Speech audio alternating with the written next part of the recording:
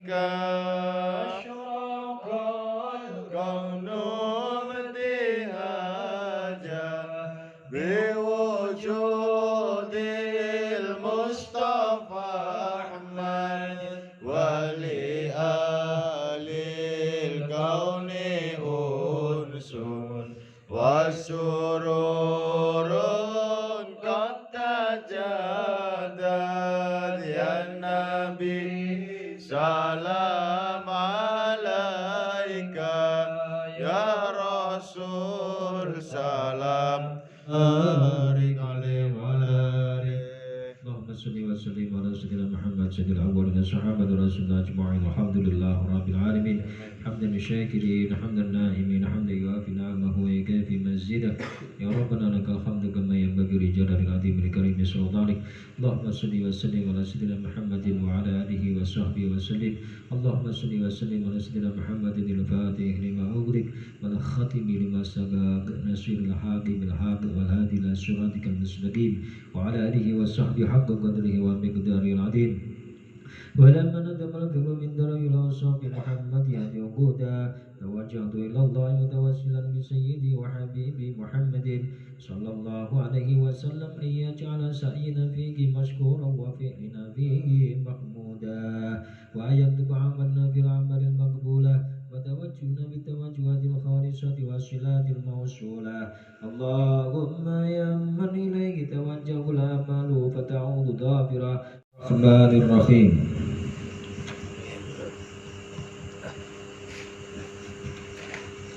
بسم الله الرحمن الرحيم قال المؤلف رحمه الله تعالى ونفعنا الله في علومه في الدارين آمين بسم الله الرحمن الرحيم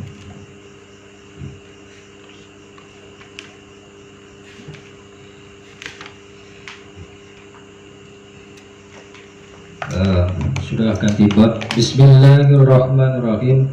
Al-babu sabi utawi bab yang nomor 7 iku finisiyanillahi ta'ala di dalam menjelaskan lupa Allah ta'ala wal fusuko dan sifat fasik wan nifaki dan sifat munafik. Bab ini menerangkan tentang lupa pada Allah dan sifat fasik, dosa besar atau dan sifat munafik. Bismillahirrahmanirrahim. Ja'at datang sapa imra'atun perempuan ilal Hasan al-Basri radhiyallahu anhu pada Hasan Basri. Ini ulama tabi'in, salah satu gurunya Imam Asy-Syafi'i. Ja'at datang sopo imro'atun perempuan ilal Hasan Basri pada Syekh Hasan Basri radhiyallahu anhu. Faqalat berkata sopo yesi perempuan tadi innahu. Faqalat berkata sopo yesi perempuan tadi innahu sesungguhnya kelakuanku kanat ada sopo yesi perempuan ikuli bagi saya ibnatun anak perempuan sabatun yang tercela famatat maka mati sebuah anak perempuan saya tadi. Wa ahbabtu tapi aku cinta an aroha supaya saya melihat pada anak saya yang perempuan yang sudah mati tadi fil manami di dalam tidur saya, di dalam mimpi saya. Jadi begini, ada seorang perempuan datang pada ulama besar seperti Hasan al-Basri, Syekh Hasan Basri. Nah, ini perempuan itu bertanya, saya itu punya anak perempuan jelek, maksudnya tercela kelakuannya, mati, tapi saya tetap cinta. Terus saya ingin melihatnya di dalam mimpi saya, bagaimana keadaannya. Nah, Terus sampai bisa bisa membantu untuk bisa saya melihatnya di dalam mimpi itu bagaimana? Bisakah tidak? Nah, tanyanya perempuan itu tadi. Faji'tuka, maka datang saya padamu wahai Syekh Hasan Basri, kaitu alimani, supaya mengajari engkau pada saya pada sesuatu asta'inu, yang minta pertolongan saya bihi dengan sesuatu, ala ru'yatiha, atas melihatnya anak saya di dalam mimpi. Sampai iso enggak ngajari saya sehingga saya nanti mimpi melihat anaknya, melihat anak saya keadaannya di dalam mimpi saya, wahai Syekh Hasan Basri. Sehingga saya datang ke sini untuk bertanya seperti itu. Akhirnya apa? Fa'alimaha, maka memberitahu atau mengasih wejangan atau memberi petunjuk sopoyesi Syekh Hasan Basri pada perempuan tadi. Falamma ra'atha, maka semasanya melihat pada anaknya yang sudah mati tadi di dalam mimpi, wa alaiha, dan atas anaknya tadi libasun utawi, wa alaiha, dan itu atas anaknya tadi libasun utawi pakaian min kotronin, dari besi panas, dasi ter. Ini kamus itu di arani ter itu apa? Api. Dari pokoknya baju yang panas itu dari api. Wafi ulukiha, dan di atas apa namanya ini, lehernya anaknya ini, al-ghalu utawi tali. Wafi rijliha, dan di kakinya anaknya itu utawi tali. Fa'akhbartu, maka kabarkan saya pada Al-Hasanah, pada Syekh Hasan Basri. Setelah mimpi melihat anaknya seperti itu, dikabarkan sama Syekh Hasan Basri, saya itu melihat anak saya, tapi pakaiannya itu dari api. Dalam mimpi saya itu pakaiannya dari api, terus lehernya itu ada talinya, sampai kakinya pun juga ada talinya. Kemudian faktama, akhirnya susah Syekh Hasan Basri tadi. Wamadot, pada maka liwat apa mudatun, pada suatu hari, sumaro'aha, kemudian melihat pada anaknya perempuan tadi, anak perempuan tadi, sapa Hasanu, Syekh Hasan, fil jannati, di dalam surga. Wa ala ra'siha, dan atas kepalanya anaknya perempuan tadi tajun utawi mahkota. Faqalat, maka berkata sapa Yusi, anaknya tadi, anak perempuan yang dilihat Syekh Hasan Basri itu dalam mimpi, ya Hasan, wahai Syekh Hasan, amma ta'rifni, apa kamu tidak kenal saya? Anak utawi saya ibnatul mar'ati, anak wong wedok, anak perempuan, alati yang atatska, yang datang padamu. Waqalat, dan berkata sapa si perempuan adalah kepadamu kada seperti begini. Nah, Syekh Hasan Basri akhirnya pada suatu saat itu bermimpi ketemu sama perempuan, anak perempuan yang memakai mahkota. Mimpinya itu melihatnya di surga. Nah, padahal tadi ibunya itu mimpi ketemu anaknya itu dikasih tali pada lehernya sampai kakinya, bajunya terbuat dari api. Nah, ini mimpinya Syekh Hasan Basri bertemu anaknya di surga, melihat anaknya memakai mahkota. Nah, Syekh Hasan Basri nggak ngerti, tapi dia memperkenalkan diri. Apa mungkin gak ngerti, nak aku ya anak perempuan yang datang padamu itu, yang bertanya padamu itu. Waqalat, maka kata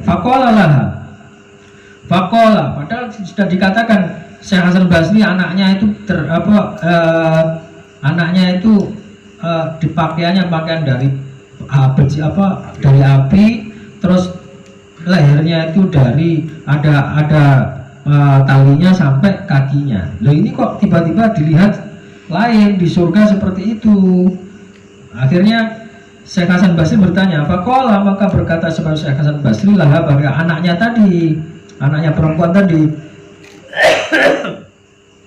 ma itu apa? alladzi yang siroka soyaroka ya. Soyaroka yang menjadikan apa alladzi kepadamu. Ma itu apa alladzi yang siyaroki yang menjadikan apa alladzi padamu ilama pada sesuatu aro yang melihat sahabat saya pada sesuatu. Sesuatu apa yang bisa menjadikan kamu berubah drastis seperti ini? Kamu dilihat disiksa oleh ibumu. Sekarang saya lihat kamu di surga enak-enak memakai mahkota ini. Sesuatu apa yang bisa merubahnya?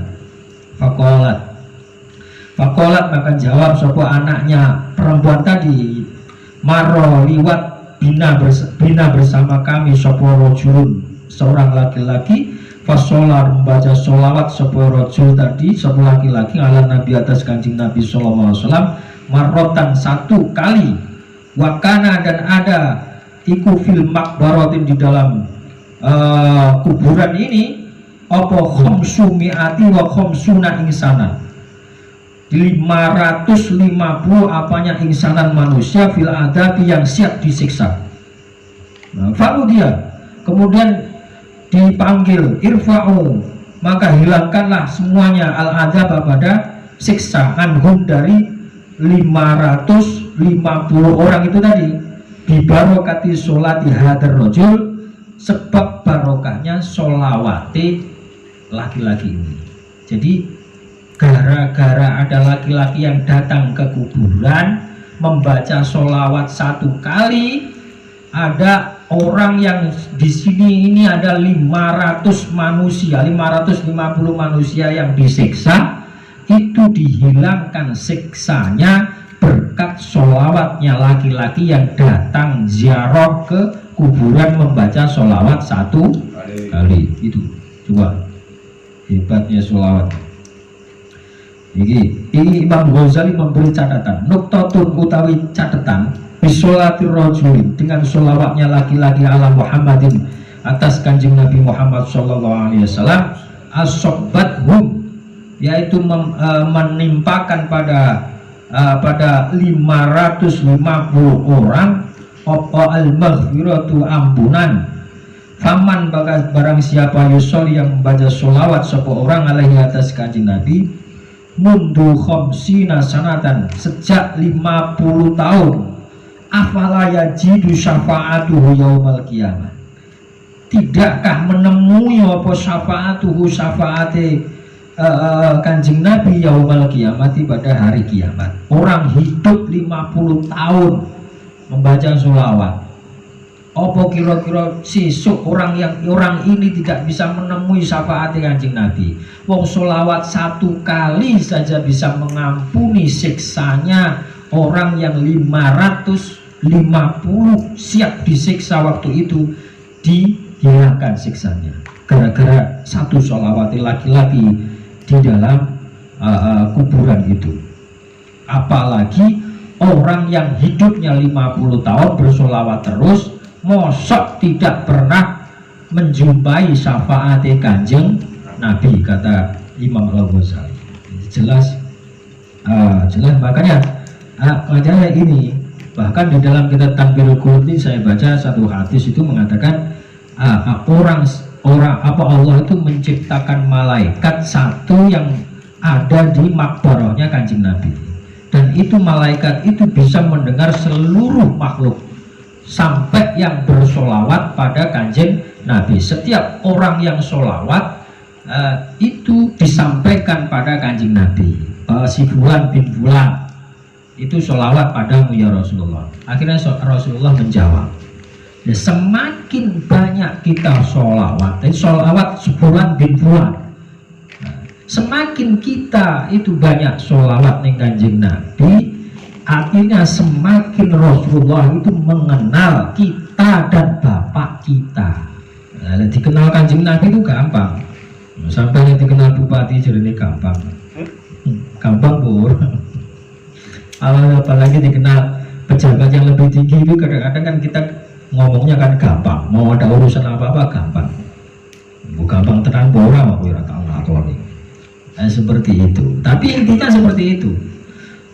Orang yang kenal sesuatu yang punya otoritas di situ, ya kita gampang untuk mengurus sesuatu. Nah ini orang yang afdhalul khalaik, orang yang dipasrai oleh Allah bisa menolong, mensyafaati seluruh umatnya. Itu tidak ada lain kecuali Rasulullah Muhammad Sallallahu Alaihi Wasallam. Itu kalau dikenal baik, otomatis kenikmatan yang akan didapatkan oleh orang tersebut. Seperti itu. Karena Rasulullah itu surganya adalah surga yang firdaus, surga yang VIP. Jadi kita kalau mendekati Rasulullah berarti mendekati kenikmatan. Walaupun masuk surga yang kelas bawah, yang penting masuk swarga. Masuk swarga itu enak itu masuk swarga. Apalagi di swarganya firdaus. Tapi kelas kita itu butuh cucu-cucunya Kanjeng Nabi mungkin ya, tapi kalau kelas kita itu mungkin ya yang penting masuk surga. Itu sudah alhamdulillah. Masuk surga alhamdulillah. Bukan Israel kenikmatan kecuali masuk surga. Sampai di sini kok ngeloni bidadari terus. Nah, iya. Itu sak miskin-miskine mukmin sing masuk surga. Itu wong fakire penduduk surga itu dapat berapa itu 70 bidadari selain jatah satu orang istri. Itu seperti itu. Memang keterangannya di hadis-hadis Kanjeng Nabi. Apalagi yang kelas VIP. Pokoknya intinya gitu enak terus di surga itu. Makanya mumpung kita masih hidup, mestinya amalan yang paling enak orang di zaman akhir itu banyak memperbanyak sholawat pada Rasulullah Sallallahu Alaihi Wasallam. Karena satu sholawat saja itu ternyata bisa menghilangkan siksanya orang yang 550 orang. Bayangkan itu. Semakin banyak kita bersholawat, artinya apa? Semakin ada maghfirah, ampunan diri kita dan kedua orang tua kita. Itu birrul walidain. Dan begitu. Karena semakin kita sholawat, semakin kita memperkenalkan diri kita dan orang tua. Karena malaikatnya yang mendengar itu menyampaikan ada seorang sholawat Fulan bin Fulan. Jadi misalkan Mahmud bin Abdul Qadir sholawat padamu. Jadi bapaknya disebut. Artinya Rasulullah mengenal kita dan mengenal bapak kita. Semakin dikenal Rasulullah semakin nikmat. Itu enaknya seperti itu. Mudah-mudahan kita melakukan sholawat ini senantiasa sangat membanggakan Rasulullah Sallallahu Alaihi Wasallam, sehingga kita dikenal sebagai umatnya. Amin amin ya rabbal alamin. Wallahu a'lam. Assalamualaikum warahmatullahi wabarakatuh.